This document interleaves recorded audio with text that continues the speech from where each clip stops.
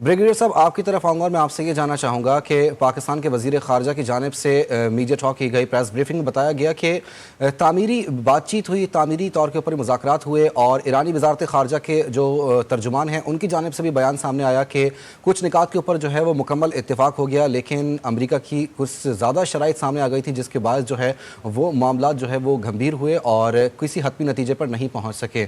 आपको क्या लगता है, अगर प्रोग्रेस हुई भी है तो उसे पब्लिक क्यों नहीं किया गया? क्या कोई हिडन अंडरस्टैंडिंग मौजूद है फरीकैन के दरमियान?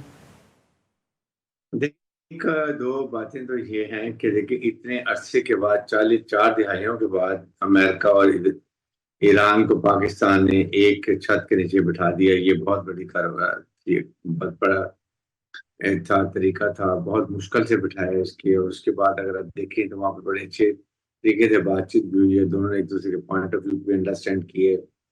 और आई अंडरस्टैंड के इतने अरसे के बाद कि एक दिन में तो ये मसला हल नहीं हो सका, हम छोड़ के वो दोनों ने एक दूसरे के पॉइंट दे दिए हैं। अब इसको दोबारा दोबारा ये इसको देखेंगे, समझेंगे। ईरानी वक्त पाकिस्तान में है, वो भी इसको देखेंगे और पाकिस्तान उनसे डिस्कस करेगा और कुछ दिनों के बाद फिर दोबारा मीटिंग होगी। मुझे उम्मीद है कि उसके अंदर कहीं ना कहीं आइस मेल्टिंग होगी।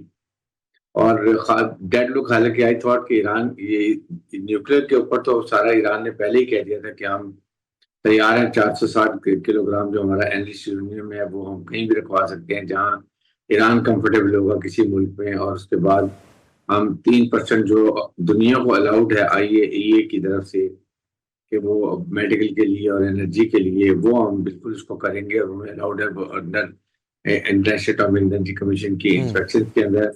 अमेरिकन चाह रहे थे कि ये अंडरग्राउंड नहीं होना चाहिए बल्कि ऑन द सर्विस होना चाहिए, तो वो I think I am sure कि उसको मांगे होंगे।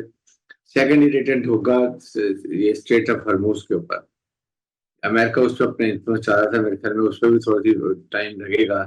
बट मुझे उम्मीद है कि दोनों ममालिक जो दोनों ने पूरी लड़ाई करके देख ली, अमेरिका ने पूरी अपनी मिलिट्री माइट का यूज कर लिया लेकिन वो ईरान को जेर नहीं कर सका, उस पर कंट्रोल हासिल नहीं कर सका, डिफीट नहीं कर सका। पार्शल उतना वो शिकस्त हुए, कहते हैं हमने विक्ट्री हासिल की है।